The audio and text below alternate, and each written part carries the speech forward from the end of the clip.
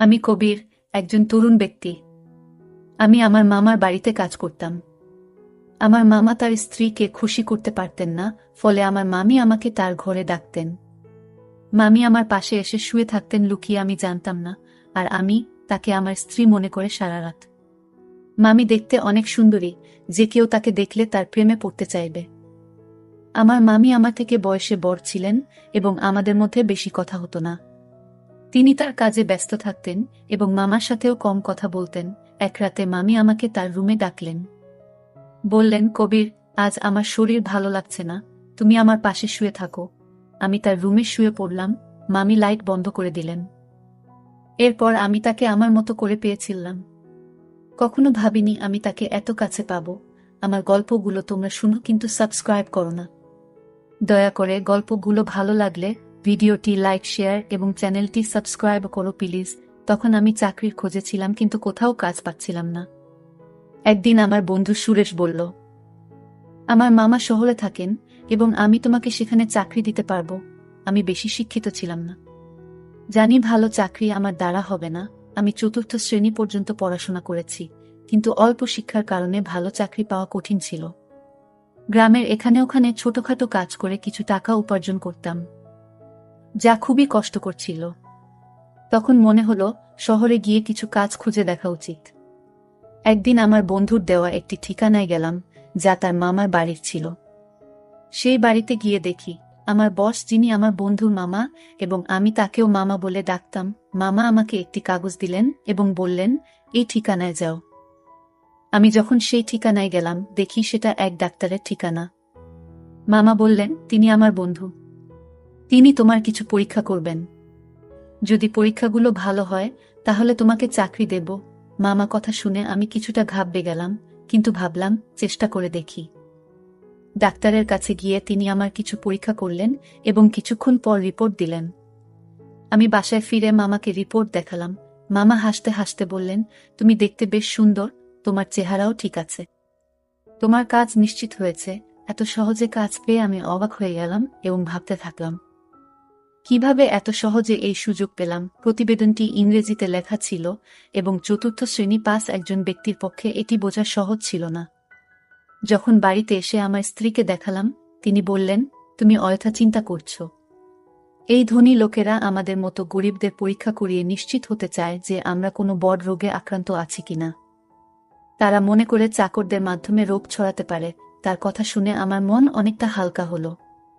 আমি যে চাকরিটা চেয়েছিলাম সেটা পেয়ে গেছি। সকালে কাজে যাওয়া শুরু করলাম, কিন্তু আমার চোখ প্রায়ই মামির দিকে আটকে যেত। তিনি ছিলেন অত্যন্ত সুন্দরী এবং মার্জিত মহিলা।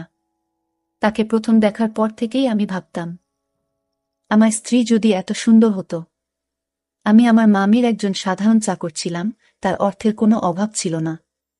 তিনি আমাকে প্রতিদিন বাজারে নিয়ে যেতেন, কারণ তার কোনো সন্তান ছিল না।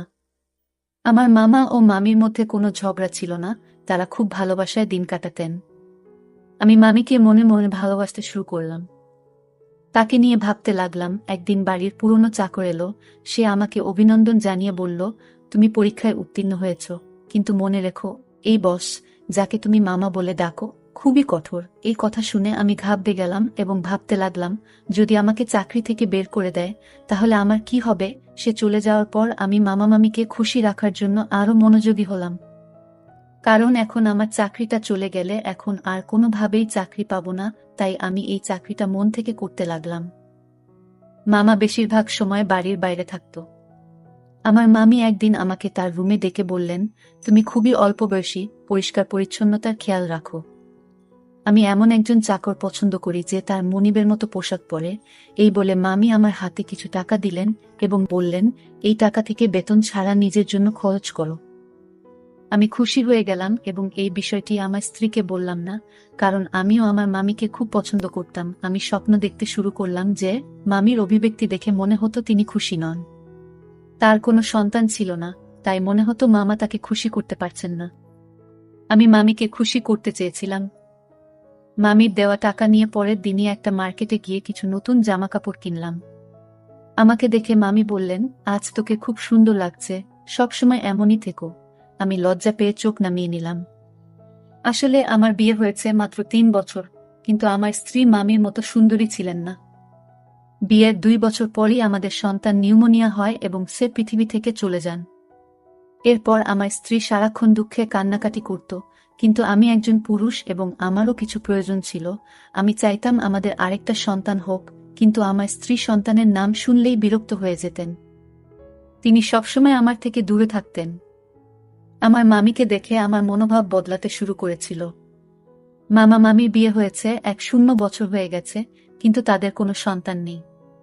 মামা সবসময় তার ব্যবসায় ব্যস্ত থাকতেন, আর মামি ফ্যাশন ও পার্টিতে মগ্ন থাকতেন। আমার মামিকে দেখে মনে হতো তিনি আমাকে পছন্দ করতে শুরু করেছেন।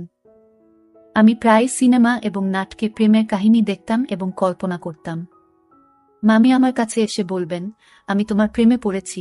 এক রাতে যখন আমি ঘুমাচ্ছিলাম, মনে হলো আমার পাশে কেউ আছে। মামি ছিলেন খুবই সুন্দরী এবং তার দেহ আকর্ষণীয় ছিল। আমার স্ত্রী আমাদের সন্তান হারানোর দুঃখে নিজের শরীরকে অবহেলা করেছিলেন। কোনো যত্ন নিত না, তাই সে শুকিয়ে কাঠ হয়ে গেছে। আমার মতো একজন গরিব মানুষ যখন ভাবতাম আমি কি করে চাকরের মতো জীবন কাটাবো, তখন মামিকে আমার স্ত্রী ভেবে সারা রাত উপভোগ করতাম। মামি আমার দিকে তাকিয়ে মৃদু হাসতেন। আমি আমার মামির সান্নিধ্য উপভোগ করতে শুরু করলাম। কাজ করার সময় মামি আমাকে ডেকেই যে কোনো কাজ দিতেন, আর আমি তা সঠিকভাবে করে দিতাম যেন কোনো অভিযোগের সুযোগ না থাকে। মামি সবসময় আমার প্রশংসা করতেন, আর আমি সততার সাথে আমার কাজ চালিয়ে যাচ্ছিলাম। একদিন মামির শরীর খারাপ হলে আমি তাকে হাসপাতালে নিয়ে যাই এবং মামাকে ফোন করে জানাই। এরপর মামা হাসিমুখে আমাদের সবার জন্য মিষ্টি আনলেন। এরা দেখে আমি খুব খুশি হয়েছিলাম, কিন্তু সেই দিন থেকে মামির আচরণ বদলে গেল। তিনি আমার দিকে অদ্ভুতভাবে তাকাতে লাগলেন এবং বাইরে যাওয়া কমিয়ে দিলেন। ফলে এখন শুধুমাত্র মামির সঙ্গেই আমার দেখা হয় কম। কিছুদিন ধরে আমার মন মেজাজ খারাপ ছিল, কারণ আমি মামির সান্নিধ্যে অভ্যস্ত হয়ে পড়েছিলাম। আমার মনে হয়েছিল আমি হয়তো মামির প্রতি আসক্ত হয়ে পড়েছি। তবে আমার কাজ চালিয়ে যেতে লাগলাম। সময় চলে গেল এবং অবশেষে সেই দিন এল যখন মামি একটি সন্তানের জন্ম দিতে চলেছিলেন। কিন্তু মামা আর আগের মতো খুশি ছিলেন না। তিনি সবসময় চিন্তিত থাকতেন। আমি ভাবতে লাগলাম, মামা কেন খুশি ছিলেন না? আমি যখন বাবা হলাম তখন আনন্দে উঠছিলাম, কিন্তু আমার মামাকে খুব চিন্তিত দেখাচ্ছিল, যেন কোনো বড় বিপর্যয় আসন্ন। এক রাতে মামা আমাকে তার ঘরে ডেকে বললেন, এই ব্যাগ নাও। যদি আজ রাতে আমার স্ত্রী সন্তান জন্ম দেয়, তবে এই ব্যাগটি ব্যবহার করো এবং শিশুটিকে গোপনে সরিয়ে ফেলো। আমি কখনো মামার কোনো নির্দেশ নিয়ে প্রশ্ন করিনি, তাই সেদিনও কিছু বললাম না, কিন্তু আমার মন খুব অস্থির ছিল। বারবার ভাবছিলাম, কেন মামা তার সন্তানের জীবন নিতে চাইছেন? রাত গভীর হলে মামি ঘুমিয়ে পড়লেন, তাই আমি গোপনে তার রুমে গেলাম। মামি তখন চোখ বন্ধ করেছিলেন। আমি মনোযোগ দিয়ে তার দিকে তাকালাম। মামির মুখে সেই চিরচেনা সৌন্দর্য দেখে আমি মুগ্ধ হলাম, কিন্তু আমার অবস্থান মনে করে মামার কথা মেনে নিলাম। মামার নির্দেশ অনুযায়ী কাজ করার জন্য তিনি আমাকে টাকা দিতেন। আমি গোপনে মামার দেওয়া ব্যাগটি তুললাম আর বাচ্চাটিকে ঢুকাতে শুরু করলাম। তখন মামি হঠাৎ আমার দিকে তাকিয়ে হাসলেন। আমি শিশুটিকে লুকিয়ে রাখছিলাম এবং মামি আমাকে দেখে বললেন, তুমি কি সত্যিই শিশুটিকে হত্যা করতে চাও? মামি আমাকে জিজ্ঞাসা করলেন, তুমি কি তোমার মামার নির্দেশে এসব করছো? আমি চমকে উঠলাম এবং বললাম, তুমি এটা কি বলছো? মামি বললেন, তোমার চাচা এই শিশুটিকে মেরে ফেলতে চায় কারণ সে ভয় পায় যে এই শিশু তার নয়। তার কথা শুনে আমি স্তব্ধ হয়ে গেলাম। আমি অবাক হয়ে ভাবতে লাগলাম, এত কিছুর পরও এটা কিভাবে সম্ভব? মামি বললেন, তোমার মামা সন্দেহ করছে যে এই শিশু তার নয়, তাই সে এই কাজটি করতে বলেছে। সে এই শিশুটির বাবা নয়, তুমি এর বাবা। এই কথা শুনে তাকে বললাম, তবে তুমি কেন বলছো আমি এই শিশুটির বাবা? আমি এই কথা শুনে স্তব্ধ হয়ে গেলাম। আমি বললাম, আপনি কি চান আমি এই শিশুটিকে বাঁচিয়ে রাখি? মামি হাসলেন এবং বললেন, এই শিশুটিকে জঙ্গলে ফেলে দিও না, কারণ এই শিশুটির বাবা তুমি। আমি আরো বিভ্রান্ত হয়ে গেলাম, কারণ মামি বলছিলেন যে তিনি কখনো আমাকে স্পর্শ করেননি। তার কথাগুলো শুনে আমার মনে হলো আমি যেন স্বপ্ন দেখছি। আমি সোফায় বসে ভাবতে লাগলাম, এত সুন্দর একজন মহিলার সাথে, যাকে আমি মামি বলে ডাকি, এমন কিছু ঘটেছে কি? আমি মামিকে জিজ্ঞেস করলাম, আপনি এত সুন্দরী, কিন্তু কেন এমন করলেন? মামি বললেন, আমি খুব সুন্দরী, কিন্তু আমার পরিবার খুব গরিব ছিল।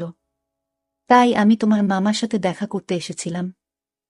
তোমার মামা মতো ধনী হওয়ার ইচ্ছা ছিল, তাই আমি তাকে বিয়ে করি। আর সে আমাকে প্রস্তাব দেওয়ার সাথে সাথেই আমি তৎক্ষণাৎ হ্যাঁ বলেছিলাম, কারণ আমি ধনী হতে চেয়েছিলাম। আমার বাবা মাও তোমার মামার সাথে বিয়ে করতে রাজি হয়েছিলেন। কিন্তু বিয়ের কিছুদিন পরেই জানতে পারলাম তোমার মামার সন্তান হওয়ার সামর্থ্য নেই।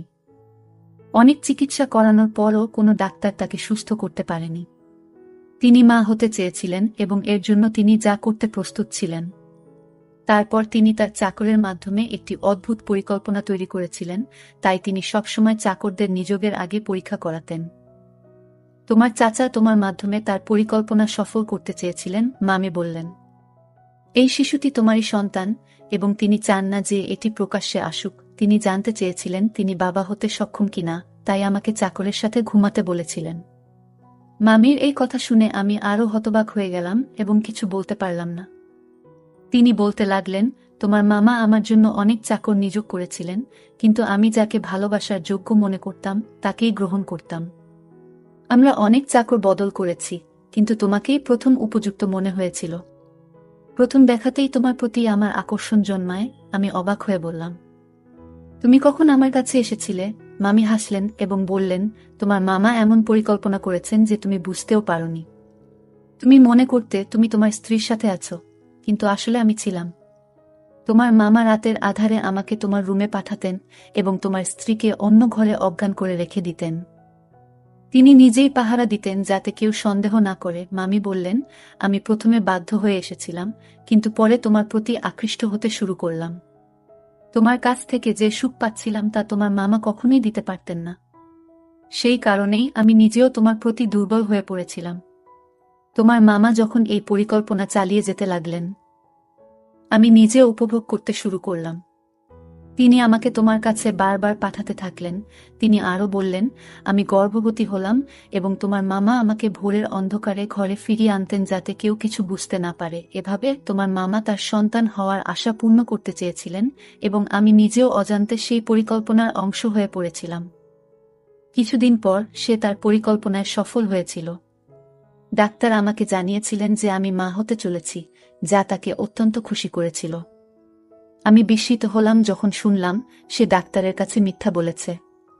কেউ কিভাবে তার বউকে এমনভাবে ব্যবহার করতে পারে? তারা দুজনেই আমাকে টাকা দিয়ে তাদের খেলনা বানিয়ে ফেলেছিল, যা আমার মোটেই ভালো লাগেনি। তখন আমার মামি তার কথাবার্তায় ব্যস্ত ছিলেন। আমি তখন বুঝতে পারিনি যে আমি কি ভাবছিলাম, তবে মামি আমাকে বলেছিলেন, তোমার মামার পরিকল্পনা ব্যর্থ হয়েছে যখন তার একটি ছেলে হয়েছিল, কিন্তু তিনি একজন উত্তরাধিকারী চেয়েছিলেন। সে তার বন্ধুকে নিয়ে অন্য দেশে পালিয়ে যায় আর আমাকে বলে, এখন আমার কোনো সম্পত্তি নেই, আমার সব ব্যবসা শেষ। সেই শিশুটিকে আর সে চায় না। আমি বলেছিলাম, আমি তোমার বউ দাসী নই, যাতে তোমার ইচ্ছে মতো চলি। আগে তুমি আমাকে একটা চাকরের সাথে ঘুমাতে বাধ্য করেছিলে যাতে সবাই জানতে না পারে তুমি বাবা হতে পারো না। আর এখন বলছো এই সন্তানের দরকার নেই। মনে রেখো, আমি তোমাকে তালাক দেব, কিন্তু শিশুটিকে মারতে দেব না। আমি বিশ্বাস করেছিলাম যে শিশুটিকে সে আর খারাপ বলবে না, সে তার সন্তানকে পুরোটা দেখাবে। কিন্তু আজ যখন সে বলল এই শিশুটিকে হত্যা করার পরিকল্পনা করেছে, তখন নিশ্চিত হলাম যে তার বুকের হৃদয় নেই, পাথরের মতো কঠিন। মামির এই কথা শুনে আমি তাকে গিয়ে বললাম, আমি এসব জানতাম না। যদি এটা অন্য কারোর বাচ্চা হতো, আমি জঙ্গলে ফেলে দিতাম না। আমি বললাম, এখন এসবের পরোয়া করি না। তুমি তার মা, তুমি নিজেই তার যত্ন নেবে। এ কথা বলে আমি চলে যেতে লাগলাম। তখন মামি আমাকে থামিয়ে বললেন, এটাও তোমার সন্তান, তুমি তার পিতা, তাই এর সুরক্ষার দায়িত্ব তোমারও সমান। আমি হাসি দিয়ে বললাম, এই সন্তান আমার, তাই তুমিও আমার স্ত্রী হয়েছ। এই কথা শুনে মামি মুচকি হেসে বললেন, ধন সম্পদের লোভে আমাকে অন্ধ করে দিয়েছে, তাই এমন একজন খারাপ লোককে বিয়ে করেছি যে তার সম্মান বাঁচানোর জন্য তার স্ত্রীকে চাকরের কাছে পাঠিয়েছে। আর যখন আমি তার সম্মান রক্ষা করেছি, সে আমার সন্তানের প্রাণ নিতে চেয়েছিল এবং বলেছিল যে এই শিশুটি হতভাগ্য। যখন ব্যবসা ব্যর্থ হয় এবং সমস্ত টাকা হারিয়ে যায়, তখন সে আমাদের সন্তানের প্রতি অখুশি হতে শুরু করে এবং শিশুটিকে জঙ্গলে ফেলে দেওয়ার সিদ্ধান্ত নেয়। এইসব জানার পরেও আমি এমন লোকের সাথে থাকতে চাই না। আমি মামুর দিকে তাকিয়ে জিজ্ঞেস করলাম, এই সন্তানের জন্য আপনি কি একজন নিজ চাকরের সাথে থাকবেন? মামি বললেন, আপনি গরিব হতে পারেন, কিন্তু আপনার মন অনেক বড়। তাই আমি আপনাকে বিয়ে করতে চাই, যাতে আমাদের সন্তান বেঁচে থাকে এবং ভালো জীবন পেতে পারে। মামি আমাকে জানালেন তিনি তার মামার থেকে ডিভোর্স পেয়েছেন এবং আমরা একই বাড়িতে সুখে থাকতে শুরু করি। মামি সেই বাড়িটি আগেই তার নামে পেয়েছিলেন। কিছুদিন পর যখন আমার স্ত্রী বিষয়টি জানতে পারেন, তিনি আমাকে ছেড়ে চিরকালের জন্য তার বাবা মায়ের বাড়িতে চলে যেতে চান এবং তালাকের প্রক্রিয়া শুরু করেন। কিন্তু মামি যখন পুরো ঘটনা আমার স্ত্রীকে জানালেন, আমি তাকে অনেক বুঝিয়ে শান্ত করি। অবশেষে আমি আমার দুই স্ত্রীর সাথেই সুখে সংসার করতে শুরু করি এবং আমরা সবাই মিলে সুখে থাকি। আজ আমি খুব খুশি, কারণ আমি জানতাম না যে আমার জীবন এত সুন্দর হবে। গল্পটা কেমন লাগলো জানাতে ভুলবে না। আরও মজার মজার রোমান্টিক গল্প শুনতে চাইলে ভিডিওটি লাইক, শেয়ার এবং চ্যানেলটি সাবস্ক্রাইব করতে এবং বেল আইকনটি ক্লিক করতে ভুলবে না। ধন্যবাদ।